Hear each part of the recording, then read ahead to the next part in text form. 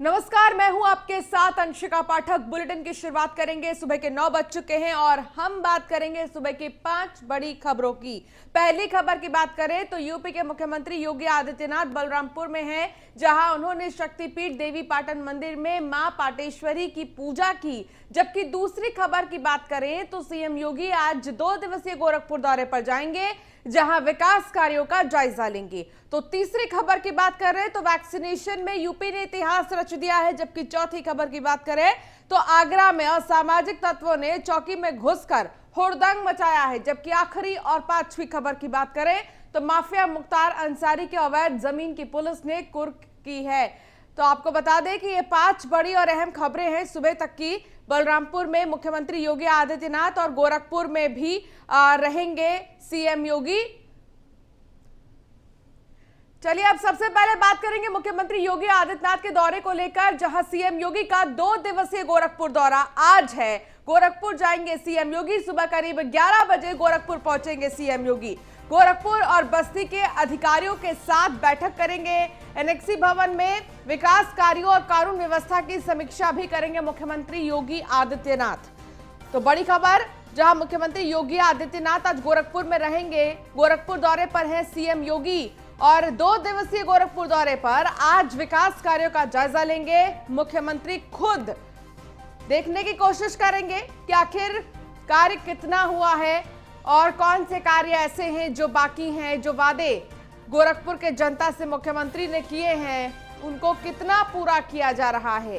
CM योगी का 2 दिवसीय गोरखपुर दौरा है और इस दौरे के कई मायने हैं। सुबह करीब 11 बजे वो गोरखपुर पहुंचेंगे। फिलहाल बलरामपुर में हैं। गोरखपुर और बस्ती के अधिकारियों के साथ बैठक भी करेंगे। एनेक्सी भवन में विकास कार्यों और कानून व्यवस्था की समीक्षा करेंगे सीएम योगी।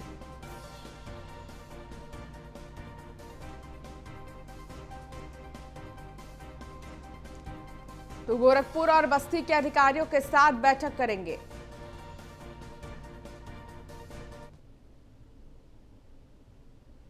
तो वहीं बलरामपुर के दौरे पर मुख्यमंत्री योगी आदित्यनाथ सीएम ने देवी पाटन मंदिर के दर्शन किए हैं। मां पाटेश्वरी की पूजा अर्चना की। मंदिर में आपको बता दें कि गौशाला में गायों को चारा भी खिलाया। सीएम ने मंदिर का निरीक्षण भी किया है। तो सीएम योगी ने देवी पाटन मंदिर में पूजा अर्चना की, मां पाटेश्वरी की पूजा अर्चना की है। इतना ही नहीं, मंदिर की गौशाला में गायों को चारा भी खिलाया गया है मुख्यमंत्री की तरफ से। जब भी मुख्यमंत्री योगी आदित्यनाथ गौशाला जाते हैं तो वहां गायों को बिना चारा दिए नहीं लौटते और हमेशा ही अपनी आदत को बरकरार रखने के लिए मुख्यमंत्री योगी आदित्यनाथ जब बलरामपुर पहुंचे तो उन्होंने वहां पर भी गौशाला में गायों को चारा खिलाया और साथ ही देवी पाटन मंदिर के दर्शन पूजन किए हैं। मां पाटेश्वरी का आशीर्वाद लिया है, उनकी पूजा अर्चना की है मुख्यमंत्री योगी आदित्यनाथ ने। तस्वीर आपको दिखा रहे हैं। गायों के प्रति जो प्रेम है मुख्यमंत्री योगी आदित्यनाथ का, वो जग जाहिर है। हमेशा ही मुख्यमंत्री योगी आदित्यनाथ जब भी गौशाला जाते हैं तो बिना चारा खिलाए गायों को खुद अपने हाथों से नहीं लौटते हैं और ये प्यार गायों का उनका कई बार देखा गया है। एक बार फिर आपको हम तस्वीर दिखा रहे थे कि आखिर किस तरीके से मुख्यमंत्री ने गौशाला पहुंचकर वहां गायों को चारा खिलाया है। तो बलरामपुर दौरे पर मुख्यमंत्री योगी आदित्यनाथ फिर यहां से जब वो रवाना होंगे तो गोरखपुर के लिए रवाना होंगे और गोरखपुर में जाएंगे। उनका दौरा है गोरखपुर का। सौरभ हमारे संवाददाता हमारे साथ जुड़ गए हैं। सौरभ, क्या जानकारी मिल रही है मुख्यमंत्री योगी आदित्यनाथ के बलरामपुर दौरे को लेकर? कब वो यहां से रवाना होंगे? अभी फिलहाल कहां हैं? जी, अभी मुख्यमंत्री जी मंदिर में ही हैं और वो अभी तकरीबन 15 मिनट बाद वो यहाँ से प्रस्थान करेंगे मां पाटेश्वरी पब्लिक स्कूल के लिए, जहाँ से वो हेलीकॉप्टर द्वारा गोरखपुर के लिए रवाना होंगे। इन सब के बीच सौरभ, बलरामपुर का जो दौरा है वो कितना अहम रहा है मुख्यमंत्री का? वो कहाँ कहाँ गए थे और किन किन चीजों का उन्होंने जायजा लिया था, एक बार विस्तार से बताएं। जी, जैसे कल वो 6 बजे तकरीबन बलरामपुर पहुंचे और वो अपने मां पाटेश्वरी पब्लिक स्कूल से तुलसीपुर मंदिर पहुंचे।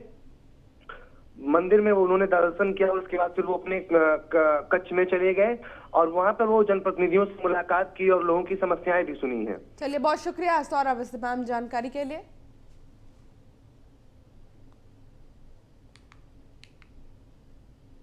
तो दो तस्वीर आपको हम दिखा रहे हैं, मां पाटेश्वरी की पूजा अर्चना की मुख्यमंत्री योगी आदित्यनाथ ने, और दूसरी तस्वीर गायों को चारा भी खिलाया मुख्यमंत्री ने बलरामपुर में। तो बलरामपुर में अभी हैं वो, उसके बाद रवाना होंगे 11 बजे के लगभग बताया जा रहा है, जब वो गोरखपुर पहुंचेंगे।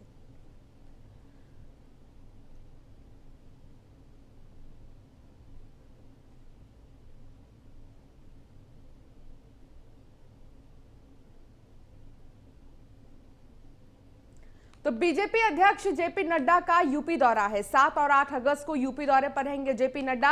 जिला पंचायत ब्लॉक अध्यक्षों से संवाद करेंगे। कन्वेंशन सेंटर में पंचायत प्रतिनिधियों से भी मिलेंगे। ग्रामीण क्षेत्रों में जनाधार बढ़ाने के लिए कार्यक्रम करेंगे। तो जितने भी ग्रामीण क्षेत्र हैं वहां पर जनाधार बढ़ाने के लिए कार्यक्रम का आयोजन किया जाएगा। 7 और 8 अगस्त का दौरा है जेपी नड्डा का। कन्वेंशन सेंटर में पंचायत प्रतिनिधियों से भी वो मिलेंगे।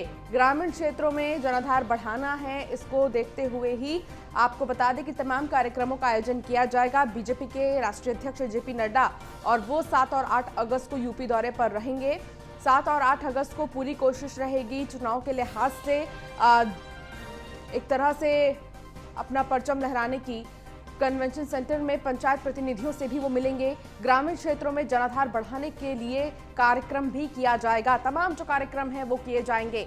अब क्योंकि तमाम राजनीतिक पार्टियां जो हैं अपनी अपनी कमर कस चुकी हैं, भारतीय जनता पार्टी लगातार हर जगह एक कार्यक्रम का आयोजन कर रही है, और ऐसे में इसी सिलसिले में तमाम दौरों के बीच में जो जेपी नड्डा हैं उनका भी दौरा है 7 और 8 अगस्त को यूपी का।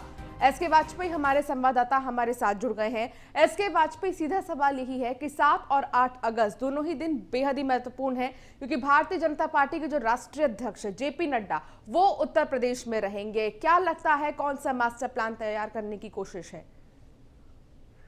बिल्कुल, बीजेपी के अध्यक्ष जेपी नड्डा 2 दिवसीय दौरे पर लखनऊ आ रहे हैं और इस अपने लखनऊ दौरे के दौरान वो विभिन्न कार्यक्रमों में शिरकत करेंगे। जो नवनिर्वाचित जिला पंचायत अध्यक्ष हैं उनके साथ एक संवाद का कार्यक्रम होगा। 2022 को लेकर कहीं न कहीं बीजेपी लगातार जमीनी स्तर पर अपने नेटवर्क को मजबूत कर रही है। उस क्रम में बीजेपी के राष्ट्रीय अध्यक्ष जेपी नड्डा जो नवनिर्वाचित जिला पंचायत अध्यक्ष हैं उनके साथ संवाद करेंगे। ये संवाद कार्यक्रम कन्वेंशन सेंटर में होगा, जिसमें करीब 3 घंटे का मौका होगा, जिसमें प्रदेश के सभी 75 जिलों के जो जिला पंचायत अध्यक्ष हैं उनके साथ बीजेपी अध्यक्ष संवाद करेंगे। तो कहीं न कहीं 2022 को लेकर बीजेपी की कोशिश है कि जो भी जमीनी स्तर पर चीजें हैं, जो ग्रामीण स्तर पर लोग हैं, कहीं न कहीं उनको पार्टी के साथ जोड़ा जाए। उस क्रम में किस तरीके से जनता के बीच जाएं, कैसे अपनी बात रखें, 2022 को लेकर क्या रणनीति होगी, इन बहुत सारे विषयों को लेकर ये चर्चा होगी। हालांकि वो 8 तारीख को भी लखनऊ में रहेंगे, जिसमें पार्टी पदाधिकारियों के साथ 2022 की रणनीति को लेकर चर्चा होगी। जी, 2022 की रणनीति को लेकर चर्चा होगी। ये बेहद ही महत्वपूर्ण हो जाता है एसके वाजपेयी, क्योंकि तमाम जो राजनीतिक दल है, राजनीतिक दल लगातार अलग अलग कार्यक्रमों का आयोजन कर रहे हैं। चाहे हम एसपी बीएसपी को देख लें या फिर कांग्रेस पार्टी को देख लें, तो हर कोई अपने अपने प्लानिंग में जुट गया है, उस पर काम करने में जुट गया है। और यही वजह है, हम कह सकते हैं जन आशीर्वाद यात्रा को लेकर भी एक रणनीति तैयार की जाएगी इस दौरे के दौरान। बिल्कुल निश्चित है, क्योंकि बीजेपी के राष्ट्रीय अध्यक्ष लखनऊ आएंगे तो कई दौरे लगे हुए हैं, जिसमें प्रधानमंत्री मोदी, साथ ही साथ गृह मंत्री अमित शाह समेत बीजेपी के केंद्रीय मंत्री यूपी में विभिन्न कार्यक्रम करेंगे। उद्देश्य यही होगा कि 2022 में बीजेपी की बेहतर परफॉर्मेंस यूपी में हो। जिस तरीके से 2017 में बीजेपी बड़े बहुमत के साथ सत्ता में आई थी, कहीं न कहीं उसको दोबारा से दोहराया जाए, ताकि 2024 यूपी से सिक्योर हो सके। तो इन बहुत सारे विषयों को लेकर नड्डा पार्टी पदाधिकारियों के साथ बैठक भी करेंगे, और बैठक का दौर लगातार चलेगा, जिसमें विभिन्न प्रकोष्ठों के साथ, मोर्चों के पदाधिकारियों के साथ, प्रदेश पदाधिकारियों के साथ अलग अलग राउंड पे मीटिंग्स होंगी, और कहीं न कहीं बीजेपी के कार्यक्रम पूरे साल भर के तय करेंगे। जी, चलिए, बहुत शुक्रिया इस तमाम जानकारी के लिए एसके वाजपेयी।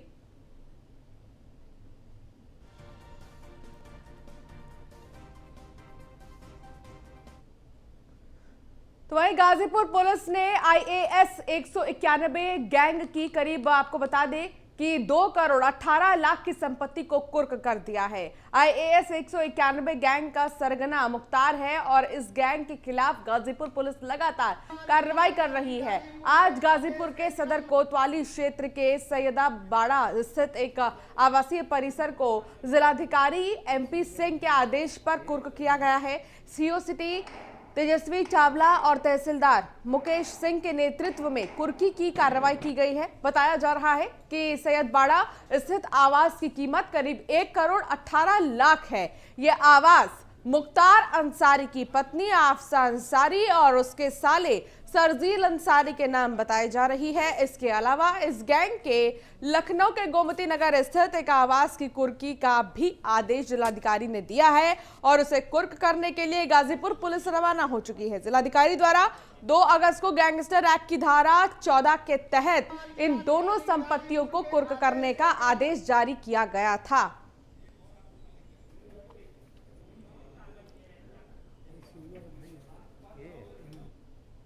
अधिकारी गाजीपुर महोदय के आदेश के अनुसार आज गैंगस्टर एक्ट की धारा 14 के अंतर्गत IS 191 गैंग के लीडर मुख्तार अंसारी की पत्नी आफसा अंसारी, उसके के साले सरजील रजा और अनवर सजाद का ये जो भवन निर्माण है, जो कि सैयदबाड़ा मोहल्ले में प्लॉट संख्या 84 और प्लॉट संख्या 85 पर स्थित है, इस भवन निर्माण को आज धारा 14 के अंतर्गत कुर्क किया गया है। ये प्रॉपर्टी की कुल कीमत कितनी होगी? जो ये भवन निर्माण है, इसका PWD की रिपोर्ट के अनुसार अनुमानित लागत 1,18,00,000 रुपए और इसको आज पुलिस और प्रशासन द्वारा जब्त कर लिया गया। बैंक का सरगना मुख्तार अंसारी है और मुख्तार अंसारी के कुछ प्रॉपर्टीज को वापस से कुर्क किया गया है और अब की बात जिस प्रॉपर्टी को कुर्क किया गया है वो आपको बता दें कि मुख्तार अंसारी की पत्नी और उसके साले के नाम था और लगभग कई करोड़ों में इसे बनाया गया था। हालांकि अब इसे क्योंकि कुर्क कर दिया गया है और लखनऊ के भी एक आवास की कुर्की के आदेश दे दिए गए हैं जिलाधिकारी की तरफ से। तो गाजीपुर में आपको हम दिखा रहे हैं ये तस्वीर उस आवास की जो करोड़ों रुपयों में बनाई गई है। हालांकि अब इसकी कुर्की के आदेश दे दिए गए हैं। यहाँ पुलिस तमाम मौजूद है और पहले ही सूचना भी चस्पा दिया गया है।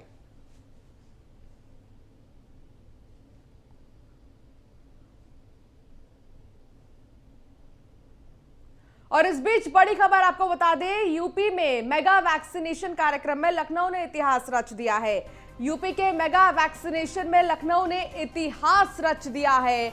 69,000 की जगह 80,410 लोगों का टीकाकरण हुआ है। 12 जनपद स्तरीय अब बात करें तो इसमें वैक्सीनेशन में नंबर 1 पर उत्तर प्रदेश है। टीकाकरण की कुल संख्या की दृष्टि से राजधानी प्रदेश का पहला जिला बना। यूपी के मेगा वैक्सीनेशन में लखनऊ ने इतिहास रच दिया है। 69,000 की जगह अब 80,000 से भी ज्यादा का टीकाकरण हुआ है। 12 जनपद स्तरीय चिकित्सालयों में 80,000 से ज्यादा लोगों का टीकाकरण हुआ है। राजधानी में अब तक 20 लाख से भी ज्यादा लोगों का टीकाकरण हुआ है। टीकाकरण की कुल संख्या की दृष्टि से राजधानी प्रदेश का नंबर 1 स्पॉट बन गया है, जहां सबसे ज्यादा वैक्सीनेशन हुआ है। लगभग 20 लाख का टारगेट रखा है एक दिन में वैक्सीन का और ऐसे में 80,000 लोगों को वैक्सीनेट कर दिया गया है राजधानी में पहले ही। इतना ही नहीं, आपको बता दें कि पूरे उत्तर प्रदेश में 20 लाख का टारगेट रखा गया और अकेले 80,000 तो लखनऊ में ही लोगों को वैक्सीनेट किया गया है। तो 69,000 की जगह अब 80,000 लोगों का टीकाकरण हुआ है। 12 जनपद स्तरीय चिकित्सालयों में 80,000 से ज्यादा लोगों ने भाग लिया है। लोग बढ़ चढ़कर हिस्सा ले रहे हैं, वैक्सीनेट करवा रही हैं खुद को, क्योंकि वैक्सीन बहुत ज्यादा जरूरी है कोरोना से इस लड़ाई में। लगातार अपील की जा रही है प्रधानमंत्री के साथ साथ मुख्यमंत्री की तरफ से भी कि वैक्सीनेट हो, बहुत जरूरी है।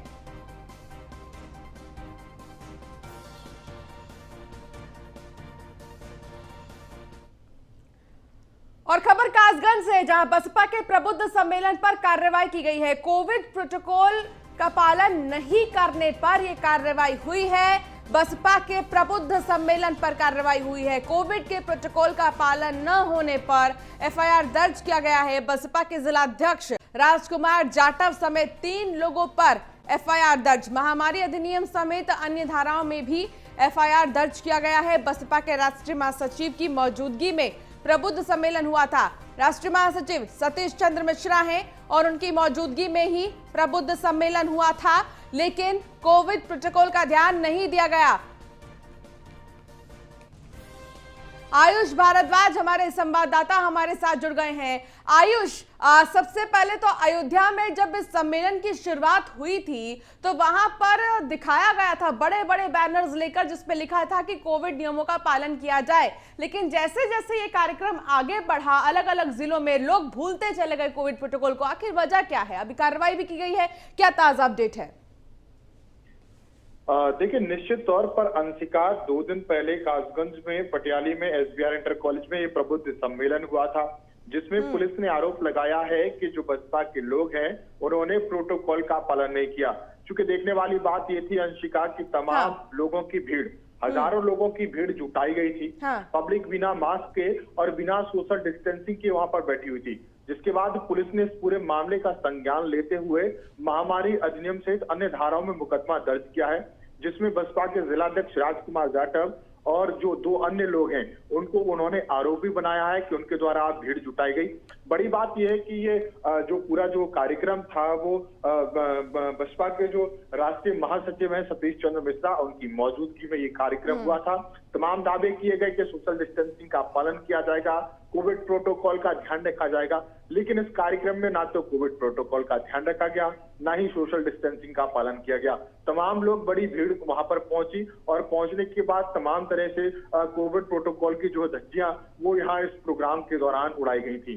जी अंशिका। सोशल डिस्टेंसिंग की भी धज्जियां भी उड़ाई गई हैं और साथ ही कोई मास्क लगाए भी यहाँ नजर नहीं आ रहा है। आयुषा, बहुत शुक्रिया इस तमाम जानकारी के लिए।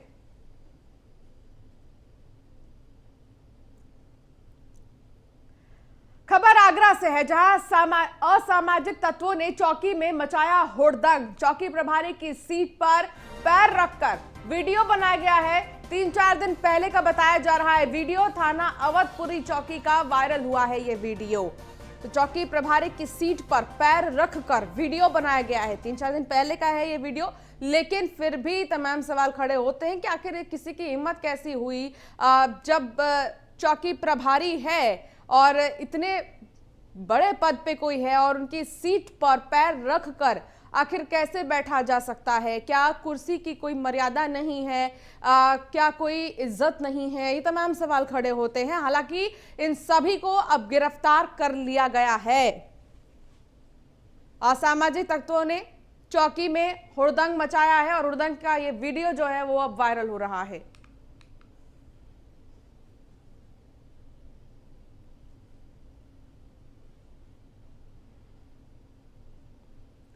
मुरादाबाद में घरों के बाहर लगे मकान बिकाऊ हैं के पोस्टर ने तहलका मचा दिया है। दरअसल इलाके के लोगों का कहना है कि एक समुदाय के लोग उनको निशाना बनाते हुए जानवरों के मांस कॉलोनी में फेंक रहे हैं, साथ ही ज्यादा पैसे देकर लोगों के मकान भी खरीद रहे हैं। आखिर पूरा मामला क्या है, आपको रिपोर्ट के जरिए दिखाते हैं।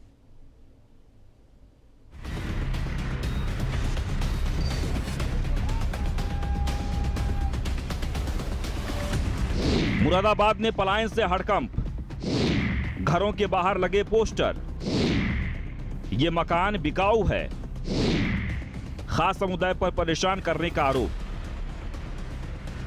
यूपी के मुरादाबाद की एक पॉश कॉलोनी में एक साथ 81 परिवारों के पलायन की खबर से हड़कंप मचा हुआ है। लाजपत नगर के शिव विहार कॉलोनी में रहने वाले परिवारों का आरोप है कि एक खास समुदाय के लोगों ने उनका जीना मुहाल कर रखा है। आरोप है कि कॉलोनी के मुख्य गेट पर बने कुछ मकानों को विशेष समुदाय के व्यक्तियों द्वारा 3 गुना अधिक कीमत देकर खरीद लिया गया है। साथ ही विशेष समुदाय के लोग यहां जानवरों के अवशेष डालकर गंदगी फैला रहे हैं। आजीज आकर शिव विहार कॉलोनी में रहने वाले 81 परिवारों ने सामूहिक रूप से अपने मकान बेचकर पलायन करने के पोस्टर लगाए हैं। लोगों का कहना है कि अगर यही हाल रहा तो वे पलायन पर मजबूर हो जाएंगे। यहाँ पे छोटे छोटे जो बच्चे हैं वो ये सी मंदिर में खेलते हैं शाम के टाइम, तो एक फैमिली के तहत हम लोग सब लोग सेफ समझते हैं। लेकिन अगर कोई दूसरी सोसाइटी आगे रहेगी या फिर दूसरे लोग आके रहेंगे तो फिर हमें एक तरीके से इनसिक्योर रहेगा और हम लोग बच्चों को घर में ही रखना चाहेंगे, जो उनके भी ग्रोथ और डेवलपमेंट के लिए हैम्पर करेगा। सर ऐसा है, देखिए हमारा एक छोटा परिवार है, कॉलोनी हमारी बची हुई है, अपने हाथ से बची हुई है। अब इन्होंने क्या करा, अब गेट पे इस बार बकरा ईद हुई, जानवर का मांस डाल के नई प्रथा हम साफ़ करवाते हैं, वो आगे फिर एक नई हो जाती है। हमने एक ऑब्जेक्शन भी उठाया है, तो एक तरफ से हमने रास्ता ही बंद करवाया है गेट का, आप देखें तो आप ये देखिए दीवार बनी हुई है, आप इसको दिखा भी सकते हैं। हमने बंद भी करवाया इनसे कि क्या केस पेश है, बोले यहाँ पे नहीं चलेगा, लेकिन फिर भी नए नए तरीके से उत्पीड़न करना। कॉलोनी में रहने वाले लोगों का कहना है कि विशेष समुदाय के लोगों ने 3 गुना अधिक कीमत देकर मकान खरीदे हैं। जिस मकान की कीमत 50 लाख थी उसे 3 करोड़ में खरीदा गया है। उन्होंने मांग की है कि प्रशासन दूसरे समुदाय के व्यक्ति द्वारा खरीदे गए मकान की रजिस्ट्री कैंसिल करें। साथ ही यह भी जांच होना चाहिए कि समुदाय के पास इतना पैसा कहां से आ रहा है। पीड़ित परिवारों का आरोप है कि खास समुदाय के लोग उन्हें कॉलोनी से भगाने की साजिश रच रहे हैं। पिछले 3-4 सालों से विशेष समुदाय के लोगों के द्वारा 3-4 गुना कीमत देकर कुछ मकान खरीद लिए जाते हैं। उसके बाद जो कुछ अड़ोसी पड़ोसी बचते हैं उन्हें जबरदस्ती परेशान करके उनके आगे बकरा ईद पे ओश डाल के, जैसे अभी 15 दिन पहले इसी कॉलोनी के बाहर गेट पे हुआ, ऐसी व्यवस्था करी जाती है। कुछ शरारती तत्व जो है ऐसी व्यवस्था फैलाते हैं जिससे दिक्कत आती है यहाँ पे और जो लोग रहने वाले हैं। शिव विहार कॉलोनी में पलायन की खबर जैसे ही प्रशासन तक पहुंची, आनंद फानन में एसडीएम पहुंचे और लोगों से जानकारी ली। हालांकि डीएम ने इसे महज आपसी विवाद बताया है। देखिए, जो लाजपत नगर कटघर का मामला है उस कॉलोनी में कुल 81 मकान हैं, जिसमें 3 मकान अभी हाल ही में अल्पसंख्यक समुदाय द्वारा बहुसंख्यक समुदाय के द्वारा खरीदा गया है। बाकी उस कॉलोनी में सारे के सारे मकान बहुसंख्यक समुदाय से रिलेटेड हैं। जो ये प्रकरण है वास्तव में आपसी कुछ घरों के आपसी विवाद का मामला है, जिस पर अधीनस्थ अधिकारियों को मौके पर भेजा गया है, उन लोगों से बातचीत की गई है और इसमें पलायन जैसी कोई बात नहीं है। और चलिए, इस बुलेटिन में फिलहाल इतना ही। अब बने रहिए न्यूज़ 1 इंडिया के साथ। नमस्कार।